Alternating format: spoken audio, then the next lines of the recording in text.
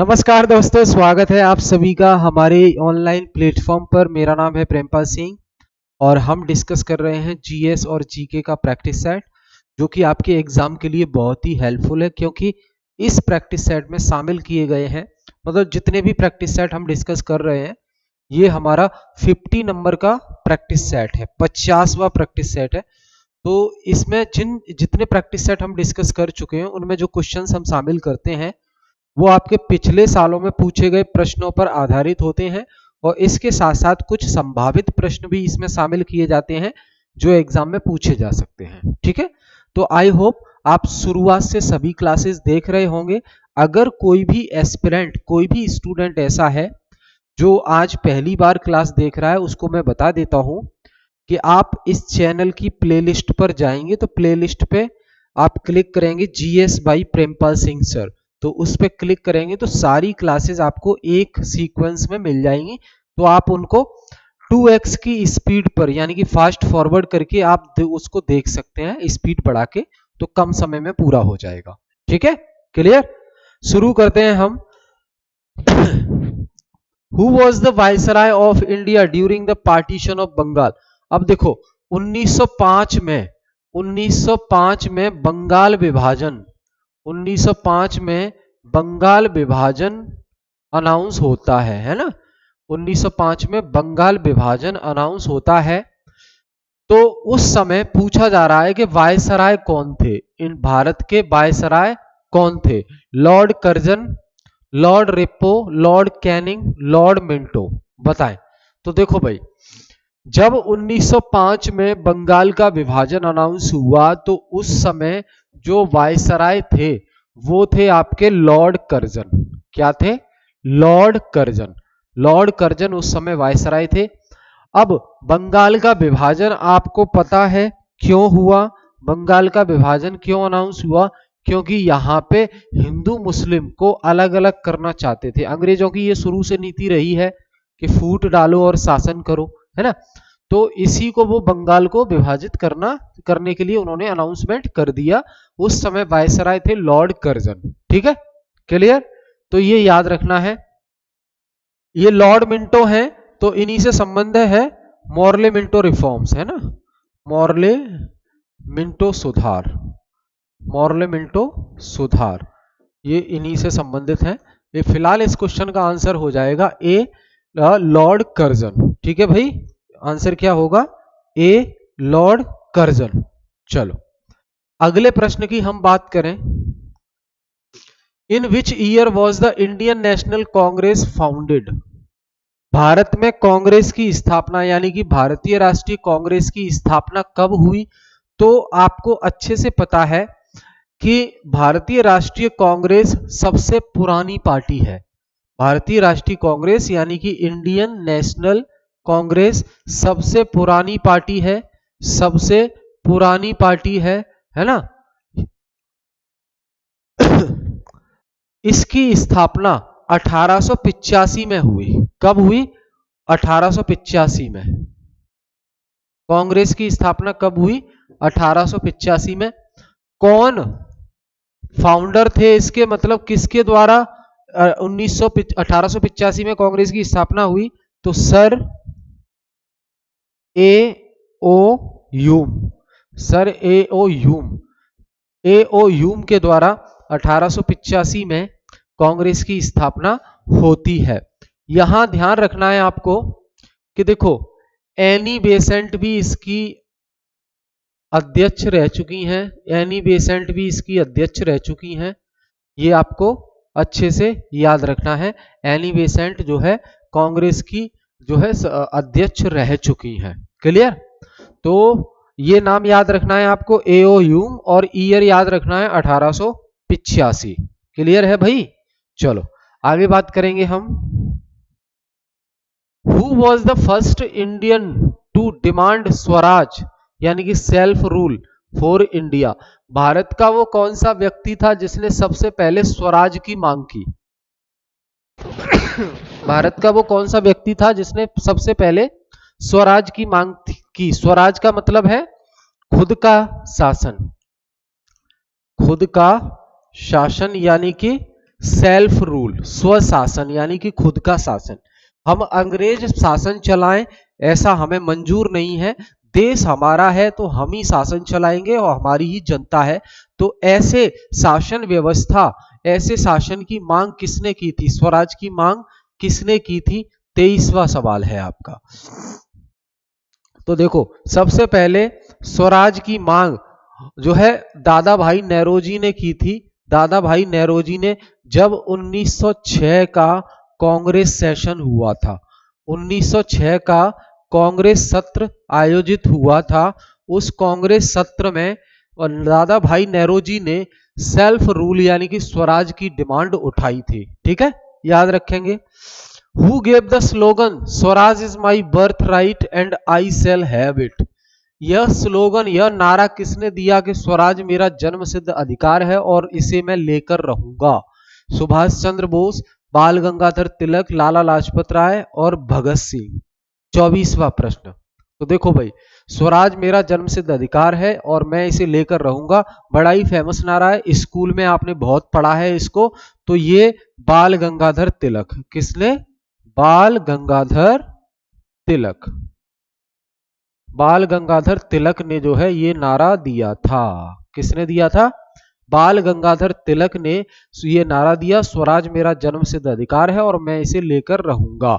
आपके लिए सवाल है, आपके लिए सवाल है, बताइए। भारत छोड़ो आंदोलन, भारत छोड़ो आंदोलन, ये नारा किसने दिया? नारा किसने दिया बताओ, बताइए इसको। तो फिलहाल आंसर ये याद रखिए, बी, बाल गंगाधर तिलक, जिन्होंने नारा दिया स्वराज मेरा जन्मसिद्ध अधिकार है और मैं इसे लेकर रहूंगा। अगला, which event lead to the withdrawal of the non cooperation movement? असहयोग आंदोलन वापस लेने के पीछे कौन सी घटना थी? असहयोग आंदोलन, असहयोग आंदोलन वापस लिया गया, असहयोग आंदोलन वापस लिया गया, इसका कारण क्या था? अब असहयोग आंदोलन चलाया गया था गांधी जी के द्वारा, वापस क्यों लिया गया? चोरी चोरा इंसिडेंट, चोरी चोरा की घटना हुई।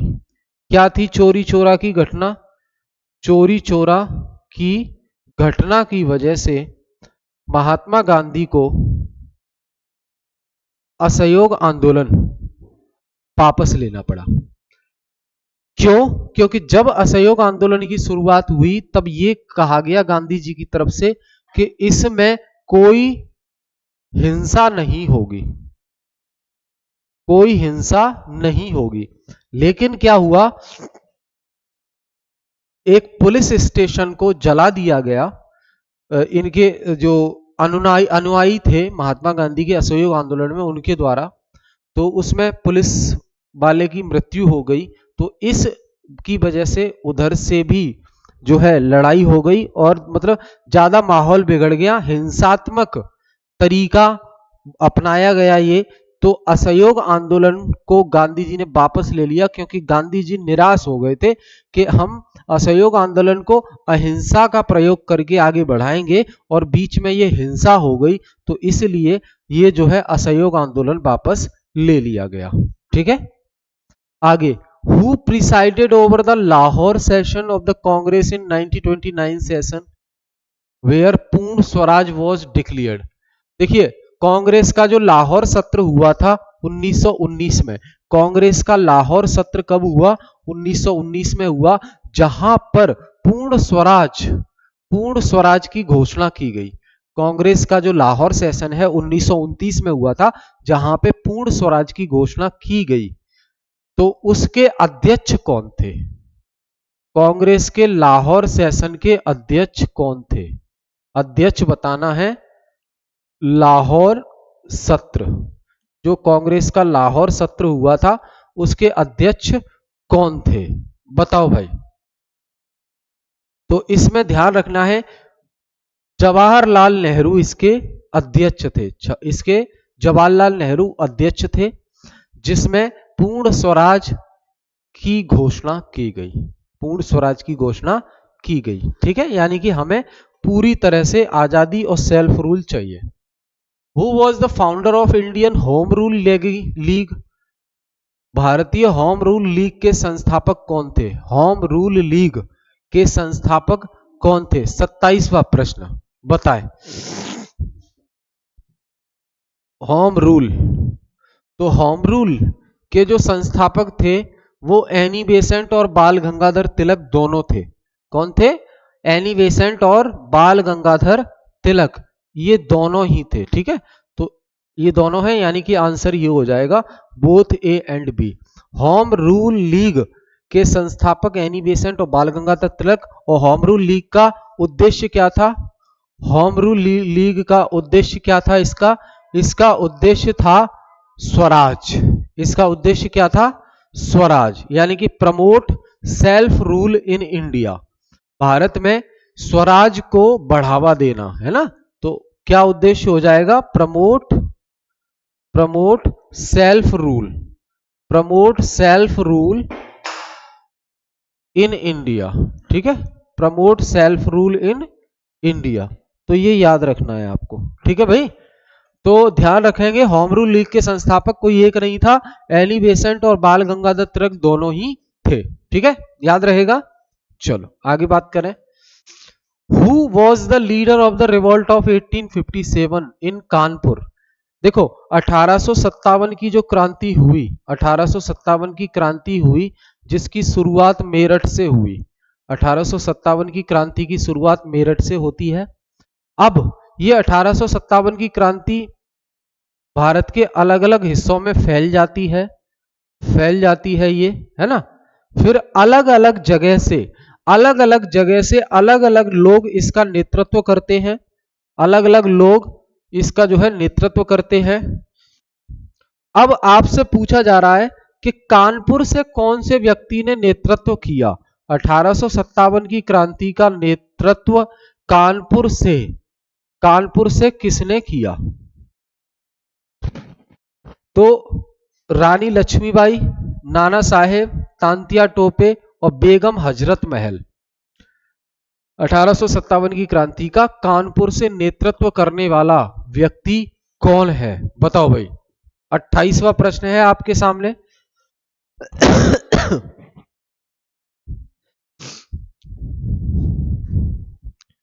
रानी लक्ष्मीबाई, नाना साहेब, तांत्या टोपे और बेगम हजरत महल। तो ध्यान रखना, कानपुर ये जो है, कानपुर एरिया से 1857 की क्रांति का नेतृत्व करने वाले व्यक्ति थे नाना साहेब।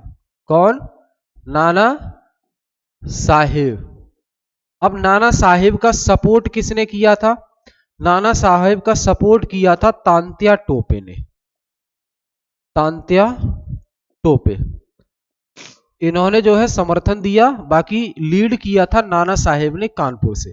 ठीक है, अच्छा मंगल पांडे कहां से संबंधित हैं?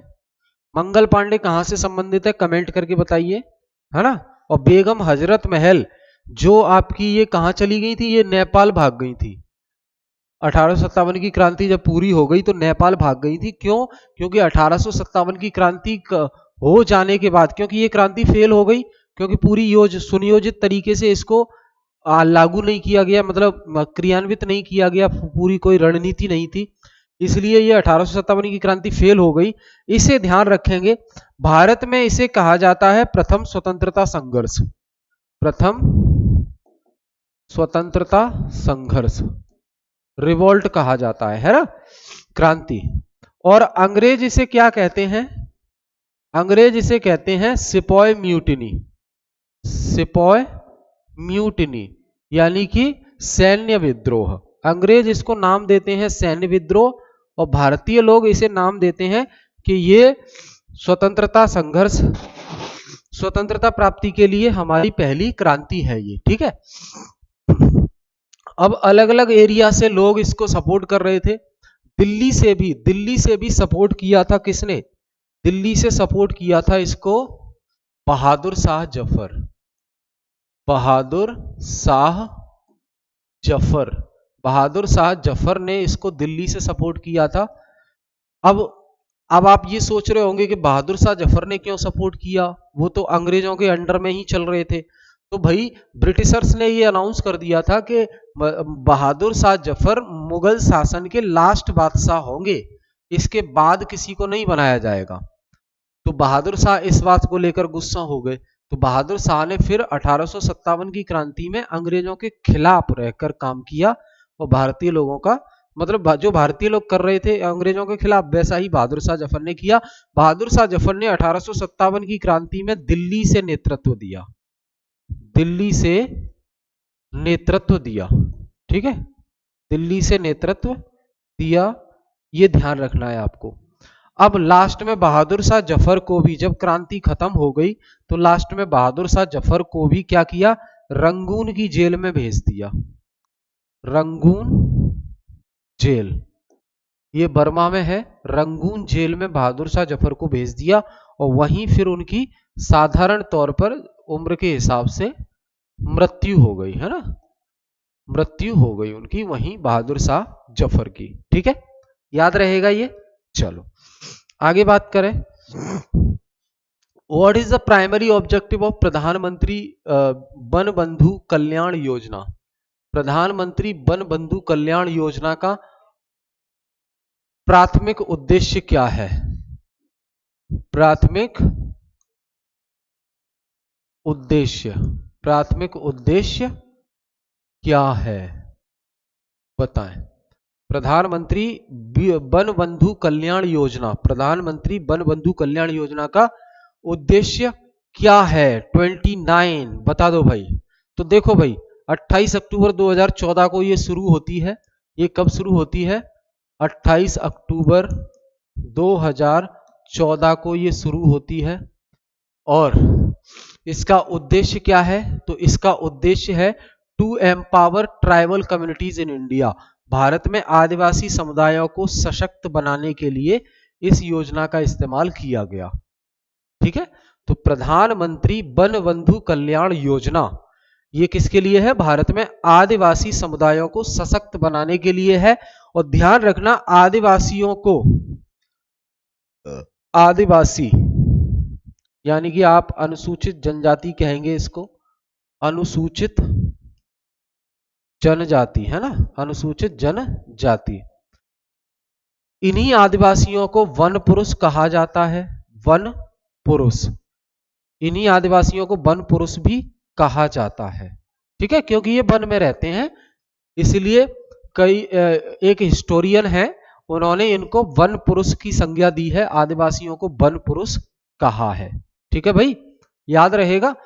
तो यहां ये याद रखना आप, देखो जो शेड्यूल ट्राइब है ना, एसटी यानी कि आदिवासी आप कहेंगे इनको, है ना, आदिवासी या अनुसूचित जनजाति।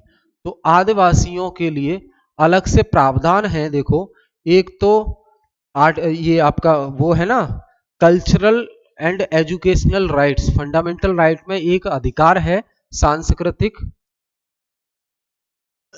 सांस्कृतिक एवं शैक्षणिक अधिकार। ये फंडामेंटल राइट है इन्हीं के हितों के लिए। शैक्षणिक अधिकार, सांस्कृतिक एवं शैक्षणिक अधिकार आर्टिकल 29 और 30, है ना, दो। तो इसमें जो है ट्राइबल पीपल जो है, जनजातीय लोग जो है, ट्राइबल पीपल के लिए आपका जो उनकी इंटरेस्ट है माइनॉरिटी का, है ना, और उसके लिए है। और 30 में एजुकेशनल इंस्टीट्यूशन वो खुद के इस्टेब्लिश कर सकते हैं, एजुकेशनल इंस्टीट्यूशन वो खुद के इस्टेब्लिश कर सकते हैं, उससे रिलेटेड है। तो ये, और इसके अलावा कई जो है उनके लिए अलग से एक्स्ट्रा बेनिफिट भी हैं संविधान में, उनके इकोनॉमिक सोशल और इंटरेस्ट को ध्यान में रखते हुए और उनको आगे सोसाइटी में बढ़ावा देने के लिए। एक और चीज जो हाल ही में हुई ये 2 साल पहले बजट में, कि EMRS इस नाम से स्कूल ओपन किए गए। जिस प्रकार केंद्रीय विद्यालय चलते हैं, KVS, NVS नवोदय विद्यालय चलते हैं, ठीक वैसे ही EMRS विद्यालय स्थापित किए गए। EMRS का मतलब है Eklavya model residential school, Eklavya model आवासीय विद्यालय। तो इसमें ये किसके लिए है, ये मिनिस्ट्री ऑफ ट्राइबल के अंदर आते हैं, ये ट्राइबल पीपल के लिए है, ट्राइबल पीपल के लिए है। और ये आवासीय विद्यालय है, यानी कि बच्चा यहीं पर रहेगा भी और यहीं पर पढ़ेगा भी। ठीक है, इस प्रकार जैसे नवोदय होते हैं, नवोदय गरीब बच्चों के लिए होते हैं, है ना, रेसिडेंशियल स्कूल, और ये आपके ईएमआरएस ट्राइबल पीपल के लिए हैं। तो ये स्टार्ट हो गए हैं स्कूल सेंट्रल गवर्नमेंट के। ठीक है, याद रहेगा। चलो, तो ये हमने डिस्कस किया दोस्त आज के सवाल। हम फिर मिलेंगे नेक्स्ट क्लास में, तब तक के लिए जुड़े रहिए हमसे। और क्लास अगर पसंद आए तो प्लीज शेयर जरूर कर दिया करें, और क्लास का फीडबैक एक बार एक लाइन कमेंट करने में कुछ टाइम नहीं लगता, तो एक लाइन कमेंट करके जरूर बता दिया करें क्लास के बारे में अपना फीडबैक। ठीक है, तो थैंक यू।